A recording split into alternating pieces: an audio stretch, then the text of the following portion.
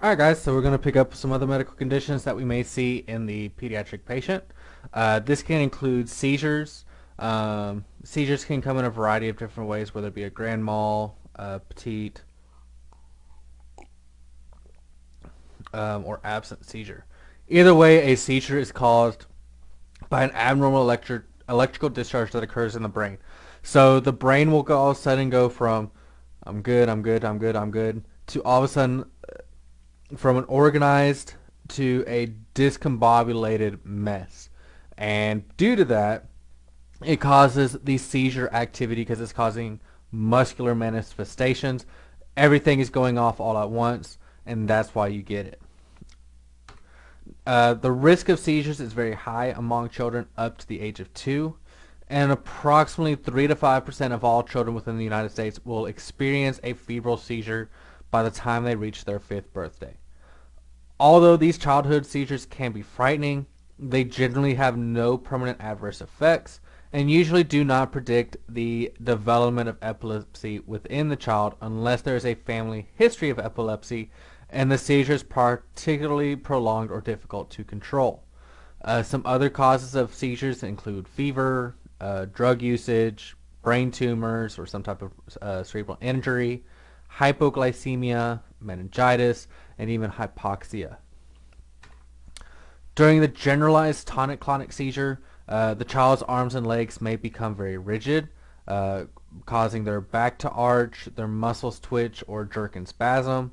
The eyes roll up and become fixed, or the pupils dilate, and their breathing is often irregular and ineffective because the muscles that needed for breathing are not able to work properly.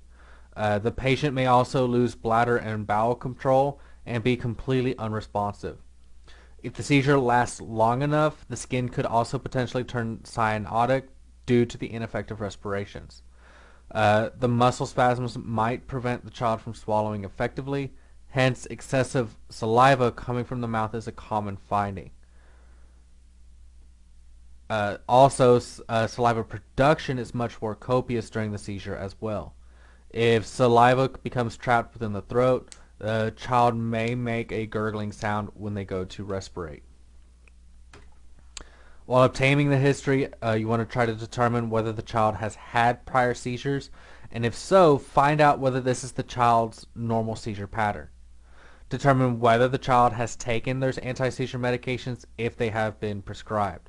We also want to know exactly what kind of seizure activity they had and how long they were unconscious, if they have regained consciousness. Seizures lasting longer than 5 minutes or recurring with no recovery between are considered prolonged seizures and are a true medical emergencies. Seizures lasting 30 minutes or more is what's called status epilepticus. Provide positive pressure ventilation with supplemental oxygen during a prolonged seizure, if possible, and even after the seizure has ended if necessary. Provide rapid transport to the hospital, paying close attention to maintenance of the airway and protecting the patient from injury. Your pediatric patient could also have altered mental status for the same reason an adult patient would, such as hypoglycemia, poisoning, being postictal, or severe blood infection. If protocol permits, assess blood glucose in any patient presenting with altered mental status. However, this is especially important in the pediatric patient. Note that if the altered mental status is associated with poor brain perfusion or brain injury, all three PAT findings, appearance, work of breathing, and circulation to skin, may be abnormal.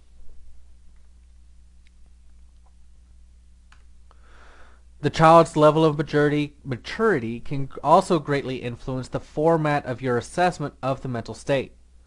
If using AVPU or the Glasgow Coma Scale, modify them appropriately for a child.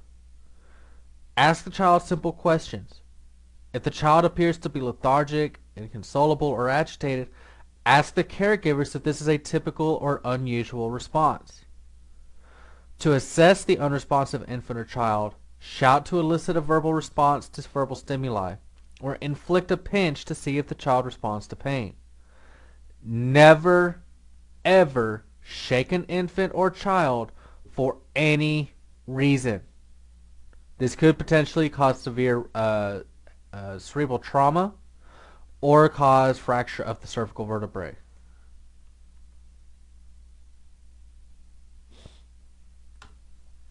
Treatment of a pediatric patient with altered mental status is aimed at managing life threats such as airway compromise.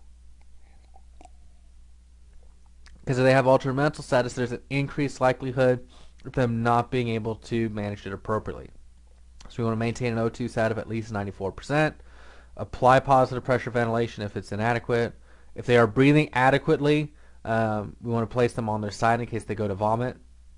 Have suction at the ready and transport the patient. Drownings can occur in any amount of water, ranging from the ocean to a bathtub to a bucket. The main cause of death in infants or children who are submerged is not the aspiration of fluid, although it can occur in some patients. Rather, it's the hypoxia that occurs secondary to glottic closure reflex, which occurs when the water contacts the glottic opening. After an initial period of glottis closure, the victim becomes hypoxic and ultimately gasps, leading to the aspiration of water into the lungs. When confronted with a drowning emergency, be aware of the possibility of trauma and or hypothermia. Infants and children are especially prone to hypothermia. In any drowning emergency, be alert for a secondary drowning syndrome, a deterioration that takes place after normal breathing is restored. And this can be from minutes to hours after the event. So that's why it's important, even if a patient that possibly drowned appears okay, they still need to be taken to the hospital for evaluation. In a cold water drowning, be particularly aggressive and persistent about resuscitating a pediatric patient. In response to the cold water, the mammalian dive reflex, which is pronounced in children, may slow down perfusion and metabolism. This means that the residual oxygen within the blood lasts longer for the brain to consume. Numerous cases of SAVES have been reported even after prolonged submersion in cold water of 30 minutes or more. It's controversial whether these SAVES are made possible by the mammalian dive reflex or the cold water causing a decrease in neurological output. If unclear about the length of time underwater, always give the patient the benefit of the doubt and initiate resuscitation.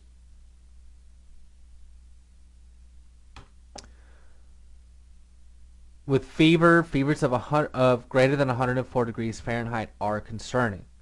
The reason for this, they are at an increased risk of infections, dehydration, and causing febrile seizures, especially if it was a quick, sudden onset of that fever.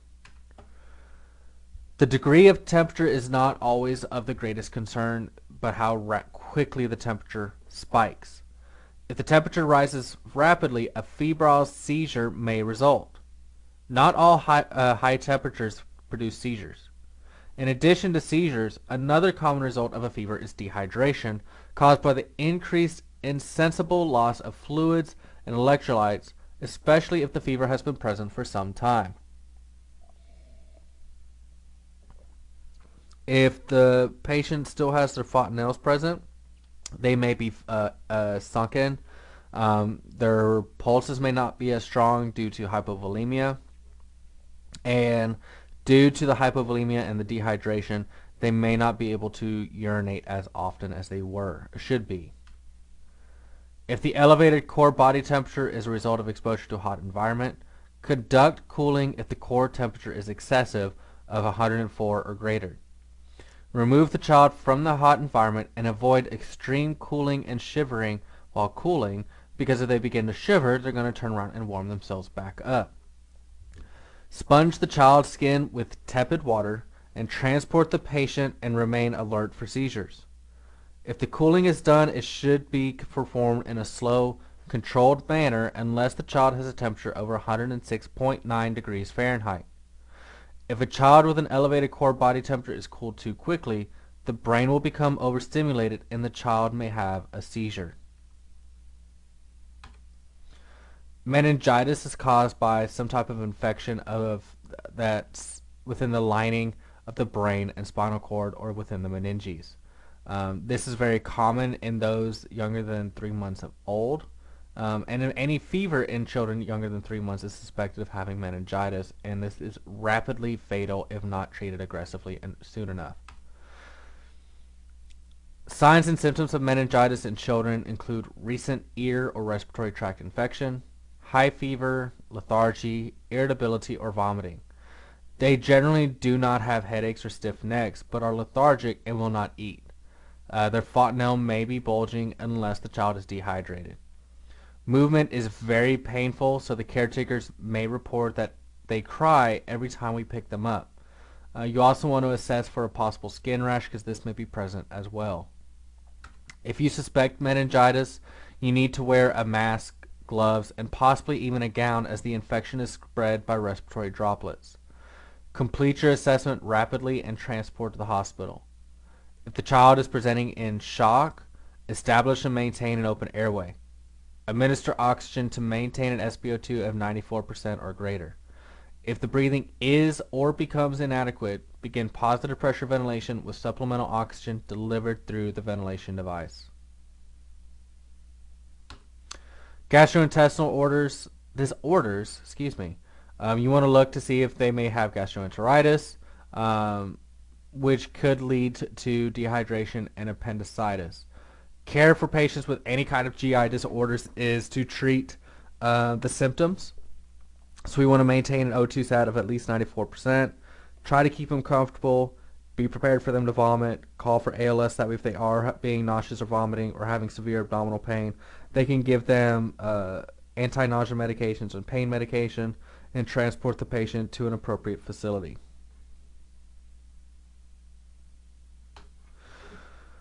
For patients that have been poisoned, especially in the pediatric patient, a thorough secondary assessment is critically important.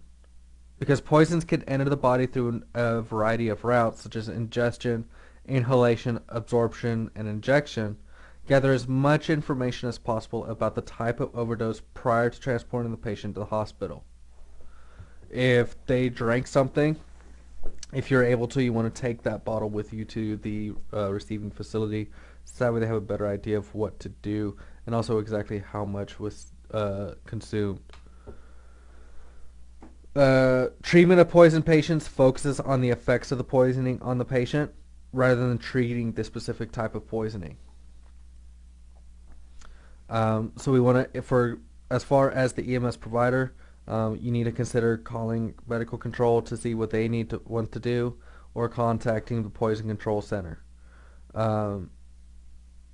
If the physician orders you to give activated charcoal, remember that your dose is 1 gram per kilogram, and you're going to have to mix it with water before you give it, because it is a suspension. If the patient is unresponsive or becomes unresponsive en route, you make sure that you maintain an open airway and adequate ventilation and oxygenation. If it becomes inadequate at any time, begin providing positive pressure ventilation, expedite your transport, and perform a rapid secondary assessment to identify or rule out any trauma as a cause of altered mental status. Also, if protocol permits, you also want to consider checking a CBG.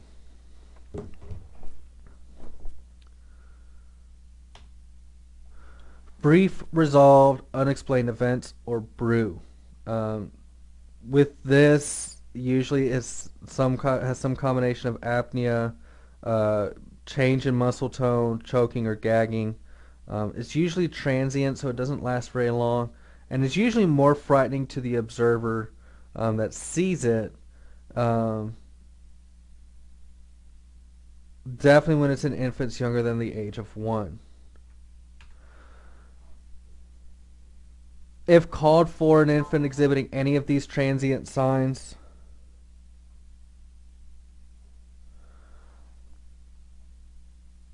establish and maintain an open airway, and an adequate ventilation and oxygenation. Administer oxygen to maintain an O2 of 94% or greater. If the breathing is or becomes inadequate, begin positive pressure ventilation with supplemental oxygen delivered through the ventilation device and immediately transport to a medical facility for further evaluation.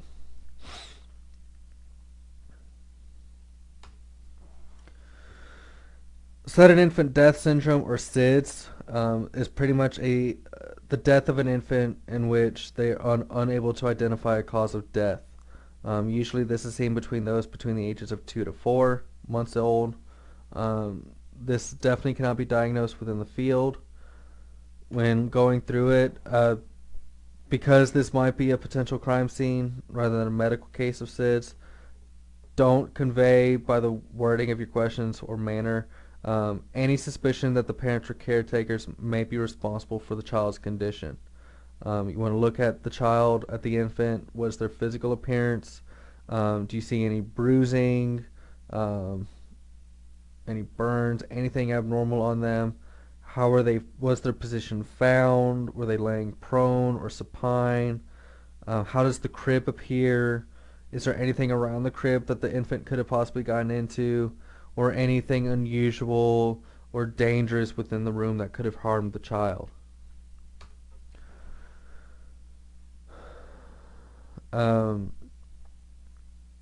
With a SIDS patient, we do want to attempt resuscitation unless rigor or lividity has become present. Do not provide any false reassurances to the caregivers or to the parents. We don't want to lie to them and say, oh, we're going to take them to the hospital, they're going to be okay, and then when they get there and their baby's dead. Because of the chance of it being a crime case, be careful when you communicate so that way you don't convey anything.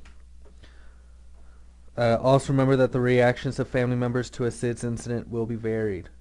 One of the most common immediate reactions of caregivers to SIDS is shock and disbelief. This can cause family members to become immobilized or incapable of making decisions, or it can cause them to act as if they are cold and unfeeling.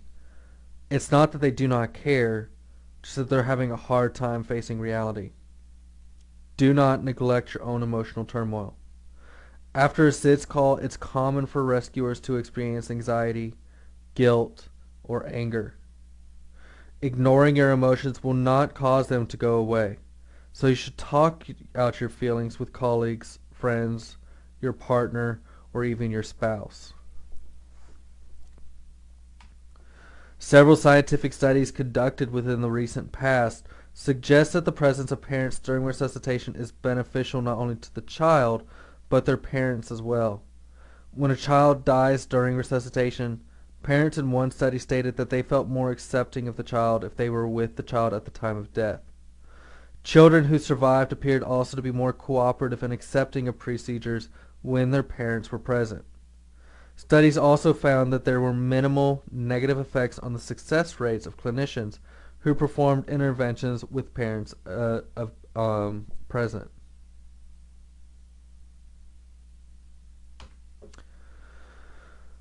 With pediatric trauma, thousands of children die every year due to unintentional injury, such as, sticking the fork in an electrical socket, or chasing the ball out into the road and getting hit by a vehicle.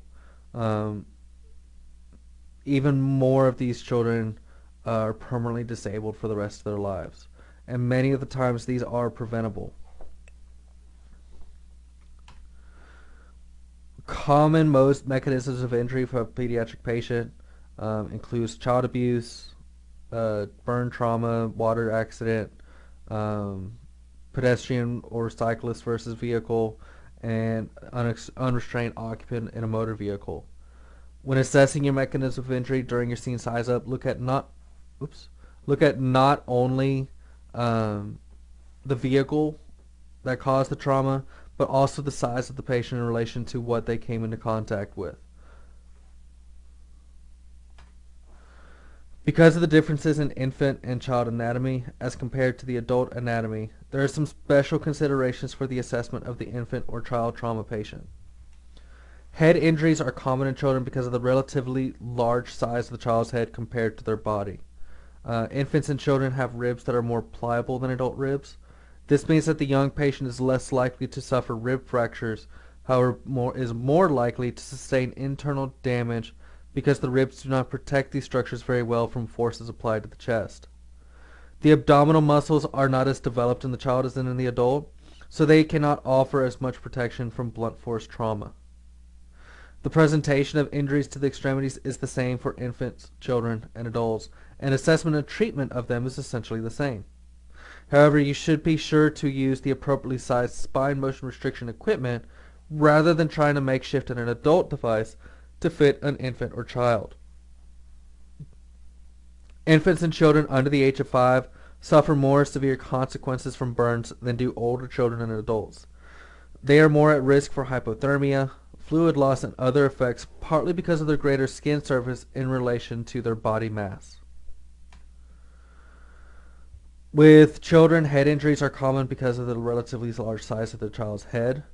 Remember that when dealing with lacerations, sometimes they look worse than they actually are. Be aware that facial injuries can, especially in children, make them vulnerable to airway compromise. As with an adult, the priorities in treating an infant or child trauma patient center around airway management, their breathing, oxygenation, and circulatory support. Provide oxygen, provide PPV if needed. If indicated, provide spinal motion restriction, and transport rapidly to a trauma center, especially a pediatric trauma center if one is available. Because of child restraint laws, we will encounter most children involved in motor vehicle crashes who are in child safety seats.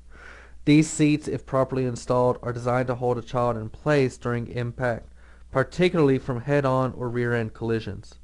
Their effectiveness in broadside or rotating crashes is not yet clear.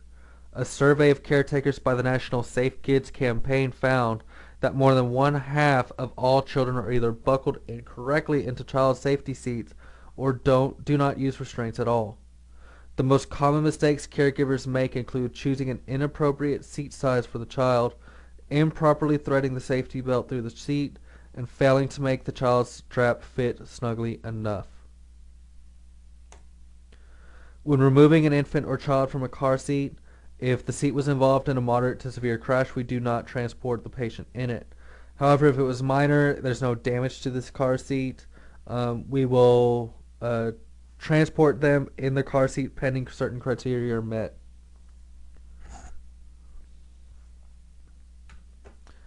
If the vehicle was able to be driven away from the crash site, the door nearest the safety seat was undamaged, no injuries to the occupants or no airbag deployment or damage to the seat itself, we can transport the child in the car seat. If they have to be removed from a car seat, we want to try to do this in a coordinated manner, maintaining inline stabilization of the spine. So what you will do is, hang on one second. Okay, never mind.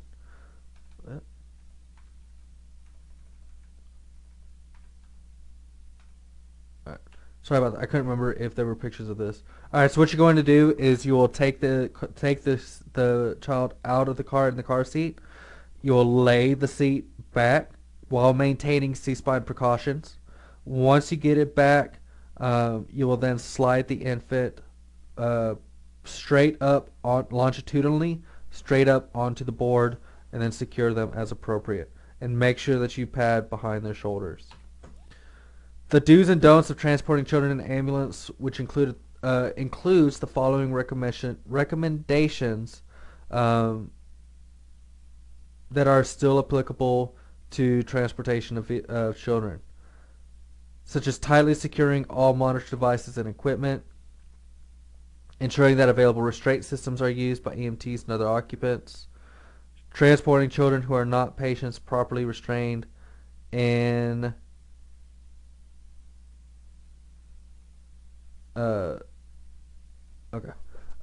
transporting children who are not patients properly restrained in an alternate passenger vehicle whenever possible, Do not leave monitoring devices and other equipment unsecured in moving EMS vehicles. Do not allow parents, caregivers, EMTs, or other passengers to be unrestrained during transport. Do not have the child or infant held in the parents, caregivers, or EMT's arms or laps during transport. And do not allow emergency vehicles to be operated by persons who have not completed their EVOC certification or equivalent. It is necessary that services are planned for situations that may involve the transport of children.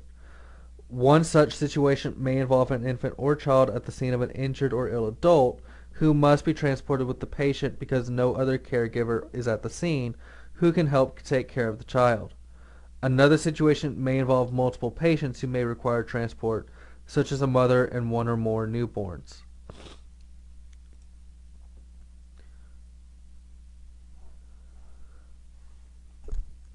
Such as if you have a uninjured or not ill child at the scene of an injured or ill patient, um, it is recommended that the child is secured in the rear-facing captain seat, in their car seat, or in the car seat built in, or transported via POV to the hospital. Preferably POV.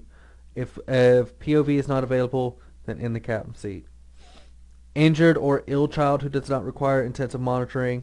Once again, if they do not require intensive monitoring and they are stable, we can consider placing them in the captain seat or sitting in the semi or Fowler's position on the stretcher.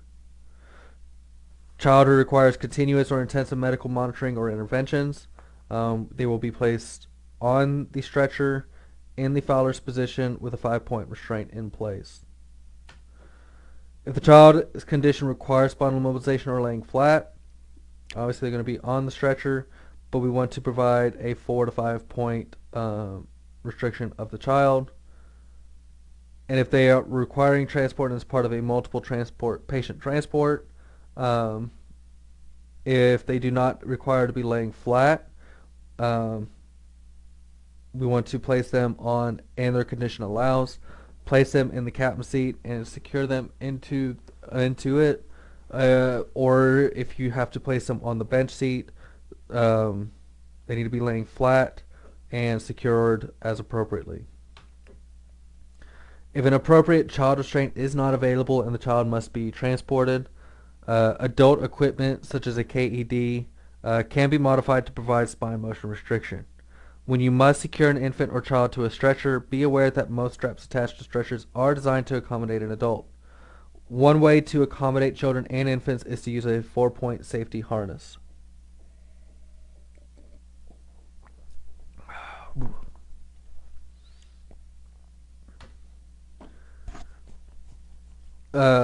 We also should be keep an eye out to try to prevent injuries, because this accounts for up to 44% of deaths between the ages of 1 and 19. So what are some things that you think that we could do to prevent childhood injuries?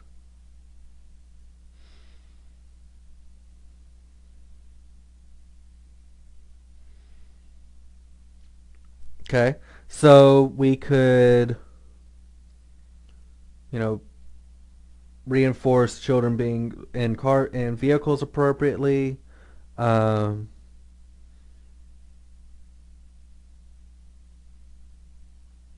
Making sure that car seats are secured properly into vehicles. Okay, very good. Child abuse and neglect. Physical abuse, this is when any kind of improper or excessive physical action is taken that causes injury or harm to a child. And sexual abuse includes the child in sexual activities for the gratification of an older or more powerful person.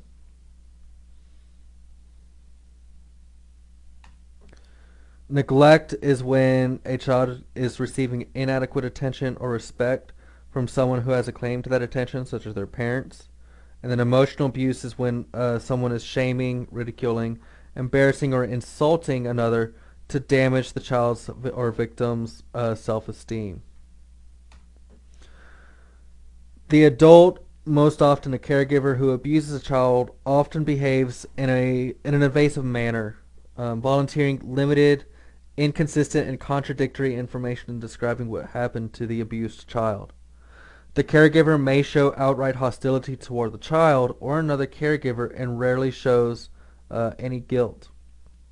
An abused child often shows fear and reluctance when asked to describe how the injury occurred.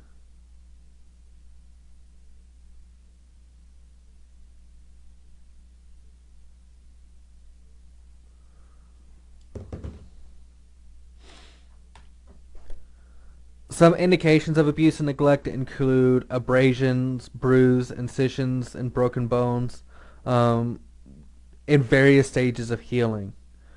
Um, Unusual wounds and pattern injuries that a child that is very fearful of everybody. Um, Injuries to areas such as the genitals, abdomen, back, buttocks, ears, and neck that you wouldn't expect. As well as injuries to the brain or spinal cord that occurs when the infant is violently shaken. Um, Injuries that don't match the mechanism of injury, untreated chronic illnesses, lack of adult supervision, malnourishment, delay in reporting injuries, and explanations that just don't, that are implausible as far as how the injuries occurred based on the child's developmental level. You might find children have been burned on radiators is common or is something that could happen, where they, as punishment, put them on the radiator. Injuries from a switch.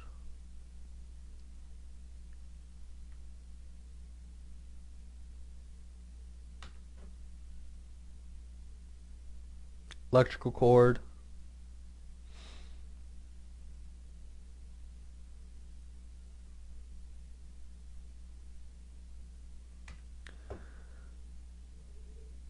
Your care of the patient when if you're suspecting child abuse, should occur without confronting or alerting the possible perpetrator that these injuries are suspected to be that of child abuse or neglect. If the scene appears to be dangerous, or you cannot gain access to the scene, contact PD to secure the scene for you. Um, while you're in the environment and the caretakers are there, don't ask the child what happened to them. Um, do your evaluation of the child. Do your assessment. Any observations that you may consider, assume that you were working in a crime scene. Transport the patient to the hospital. Do not allow the child to be alone with any suspected abuser, and we are required to report any signs of abuse. Report it to the hospital, report it to PD if it does, and let them take care of it then. But we are required to report any suspicion of abuse. Make sure you document objectively. Just document the facts. Don't put your own feelings into it. And try to keep everything confidential. Emergency Medical Services for Children is a federal act that was established in 1984 that provides funding to all states to ensure that children have access to appropriate emergency care. Family-centered care advocates that family members openly communicate throughout the entire assessment and management of the child. So we need to, as providers, need to anticipate the needs of the child both physically, physiologically, and emotionally. And sometimes having family members there that can help us can work through that. We also need to make sure that we take care of ourselves when treating pediatric patients, because as I said at the beginning of this chapter, this could be very stressful because we may not have the experience in treating them. We're able to see our own children in these patients, and we're afraid of failure and causing further harm to the child. So to reduce this stress as a professional EMT, You need to control your emotions so that you can render the best possible assistance to your patient and be supportive of other victims. But once the incident is over, you still need to deal with those feelings.